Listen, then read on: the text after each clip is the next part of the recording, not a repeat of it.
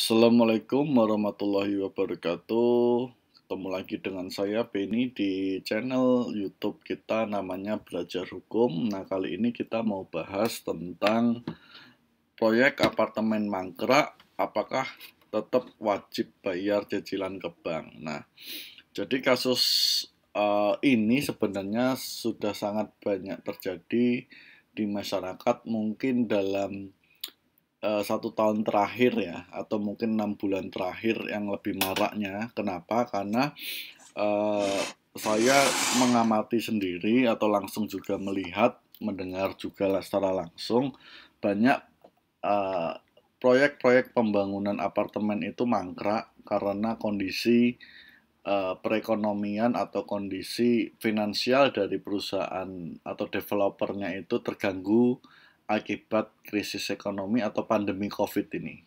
Ya, jadi karena adanya pandemi COVID, kemudian penjualan juga pasti turun, banyak orang juga mengalami perlambatan ekonomi, akibatnya juga pasti sektor properti atau terutama apartemen ya biasanya itu mangkrak. Nah, kita mau bahas apakah nanti konsumen yang sudah terlanjur beli apartemen menggunakan uang bank atau KPA ya, kredit pemilikan apartemen, itu masih wajib bayar nggak sih cicilan ke bank? Karena kalau kita logika kita ya, secara umum ya, secara awam, kalau katakanlah kita bayar cicilan ke bank setiap bulan seterusnya gitu, toh apartemennya nggak jadi-jadi gitu kan? Mana nih apartemennya nggak beres-beres? Nah, tapi kalau nggak kita bayar, kita selalu dihantui dengan yang namanya uh, one prestasi terhadap kewajiban kita kepada bank seperti itu, atau kita seolah-olah akan menjadi debitur yang tidak baik di mata bank seperti itu. Nah, bagaimana sebenarnya hukumnya, kemudian apa langkah yang bisa dilakukan? Nah, kita mau bahas di sini ya. Baik, sebelum masuk ke materi ya, saya mau bilang dulu disclaimer ya. Jadi video ini tujuannya hanya untuk edukasi atau berbagi pengalaman ya, pengalaman saja. Kemudian ini juga bukan nasihat hukum. Yang terakhir adalah video ini kemungkinan juga sudah out of date karena adanya perubahan-perubahan. Nah, jadi kalau mungkin Anda lihat video ini 1 tahun dari hari ini, jadi kalau hari ini adalah tanggal 26 Juni 2021, kemudian Anda lihatnya di tahun 2030, ya bisa jadi video ini sudah nggak relevan karena mungkin peraturannya sudah banyak berubah dan sebagainya. Ya, oke. Jadi itu disclaimernya. Nah, kita mau lihat dulu ya. Nah, ini saya sedikit bikin ya apa ya, sketch atau gambar kecil-kecilan lah ya, mudah-mudahan bisa membantu atau membuat pola pikir kita menjadi lebih mudah dalam memahami masalah apartemen ya. Jadi kalau proyek apartemen mangkrak atau nggak ada progres atau malah nggak jelas pembangunannya, nggak jelas marketingnya atau manajemennya, dihubungi nggak bisa, susah, kantornya tutup terus. Nah, itu penyebabnya kemungkinan ada dua. Yang pertama karena developer tidak membangun. Nah, tidak membangun ini bisa jadi karena dia memang tidak punya skill untuk membangun. Yang kedua dia memang niatnya nipu, cuman ambil duit, pasang plang, cabut. Atau dia memang lagi nunggu kontraktor yang tepat. Nah, jadi banyak hal. Atau yang kedua adalah biasanya dia sedang dipilotkan atau PKPU. Ya, jadi pilotkan, digugat pilot atau PKPU. Nah, PKPU itu kepanjangannya adalah penundaan kewajiban pembayaran utang. Nah, itu diatur semua di Undang-Undang 37 tahun 2004. Nah, kita bahas dulu yang developer tidak membangun ya. Jadi kita harus cek dulu, kita bilang apartemen itu mangkrak, nggak jelas, nggak ada progres pembangunan, itu kita bisa mendefinisikan itu harusnya ditinjau dari perjanjian atau kontraknya ya. Biasanya kan kalau apartemen karena memang sertifikatnya nanti diurusnya belakangan karena harus jadi semua towernya, itu kan pengikatannya adalah PPJB ya. Nah, PPJB jadi perjanjian pengikatan jual beli. Nah, di PPJB itu dicek ya, Anda harus cek kapan Anda akan dilakukan serah terima, katakanlah. Serah terima akan dilakukan katakanlah 3 tahun sejak Anda tanda tangan PPJB. Kemudian kapan dimulai progres pembangunan, katakanlah pondasi atau tiang pancang atau progres mulai sampai ke tahap topping off. Nah, itu mulai kapan? Ada atau tidak di situ. Nah, itu harus Anda cek. Jadi katakanlah di situ Anda dituliskan adalah pembangunan pondasi akan dilaksanakan katakanlah pada tanggal 1 Januari 2020 katakanlah gitu. Nah, sekarang Anda sudah ngecek ke lapangan, sekarang sudah 2021, ternyata belum ada progres pembangunan pondasi. Nah, itu baru kita bisa katakan secara sepihak dulu berdasarkan perjanjian PPJB apartemennya mangkrak. Nah, itu kita bisa konfirmasi itu kenapa kok seperti itu. Nah, jadi harus jelas dulu. Jangan sampai di PPJB itu bunyinya adalah pembangunan pondasi akan dilaksanakan katakanlah ya 31 Desember 2021. Nah, maka ketika Anda cek lapangan saat ini ya pasti belum ada pembangunan. Kenapa? Karena kan si developer memiliki kewajiban membangun pondasi paling lambat adalah di 31 Desember 2021 seperti itu ya. Jadi itu. Nah, kemudian kalau mangkraknya karena pilot. Nah, biasanya kalau pilot itu karena si developer tidak mampu membayar utang yang sudah jatuh tempo kepada salah seorang krediturnya ya. Jadi katakanlah punya utang sudah jatuh tempo 100 juta atau 1 miliar.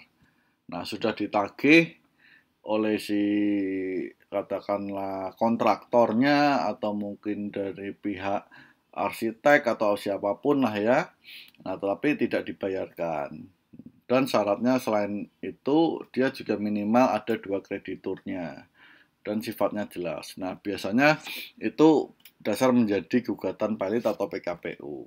Atau bahkan ada juga yang konsumen menggugat sendiri developernya seperti itu. Nah, biasanya kalau dasar konsumen menggugat developernya atas pilot atau PKPU itu biasanya karena si developer sudah tidak menepati janji sesuai dengan PPJB tadi.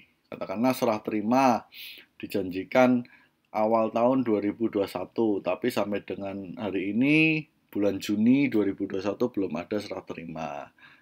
Nah, seperti itu bisa menjadikan dasar gugatan untuk PKPU atau pilot. Nah, kemudian Anda harus cek PKPU atau pilotnya itu sudah BHT atau belum. BHT itu artinya berkekuatan hukum tetap. Ya. Kalau sudah BHT ya berarti mau tidak mau kita harus mengikuti putusan dari pengadilan niaga. Tapi kalau belum ya kita harus menunggu ya. Nah, menunggu hasilnya seperti apa putusan dari pengadilan. Nah, kemudian biasanya yang confirm hal-hal yang terkait adalah yang diambil itu pilot atau PKPU karena berbeda. Kalau pilot artinya sudah final selesai. Kalau PKPU biasanya pihak yang developer nih biasanya meminta perpanjangan waktu atau rescheduling untuk bisa menyelesaikan kewajibannya seperti itu. Nah, terus biasanya ada juga istilah going concern atau lelang. Nah, biasanya kalau dalam pilot ada 2 mekanisme penyelesaian yang diambil oleh kurator ya. Nah, going concern artinya dia tetap melanjutkan proyeknya dengan mungkin mencari investor-investor baru atau mencari tambahan-tambahan model baru dari luar. Sedangkan kalau lelang ya sudah selesai, asetnya dijual melalui lelang atau penjualan bersama atau intinya asetnya dijual lah ya, baik melalui mekanisme apapun. Nah, itu selesai. dapat uangnya dibagi menurut kreditur, tingkatan kreditur masing-masing dan porsinya. Nah, karena kita ngomongnya ini adalah cicilan ke bank, maka kita berasumsi bahwa pembeli ini adalah pembeli yang apartemen menggunakan jasa bank, sehingga kalau tadi ada apartemen mangkrak, entah itu karena developernya nggak bangun atau karena pilot, nah harus diingat ya, konsumen KPA itu terikat pada PPJB dengan developer dan juga perjanjian kredit dengan bank. Nah, jadi ada dua perjanjian yang mengikat konsumen KPA. Ya, PPJB dengan developer itu artinya progres pembangunan, penyelesaian bangunan dan seluruhnya, sedangkan perjanjian kreditnya adalah terkait dengan bantuan uang untuk membayar unit tersebut. Jadi gampangnya gini, ada konsumen naksir pengen beli apartemen di suatu lokasi gitu kan. Nah, harganya katakanlah 1 miliar apartemennya. Kemudian dia hanya punya 800 juta. Nah, dia hanya punya 200 juta. Sorry. Nah, maka si konsumen ini datang ke bank. Bang, saya mau beli itu apartemen harganya 1 M. Tapi saya cuma punya duit 200 juta. Nah, tolong bantu saya untuk selesaikan yang 800 sehingga saya bisa genapi 1 M untuk beli apartemen. Nah, sisanya yang 800 nanti saya cicil. Nah, jadi seperti itu ya hubungannya. Bank itu membantu konsumen dalam membeli apartemen.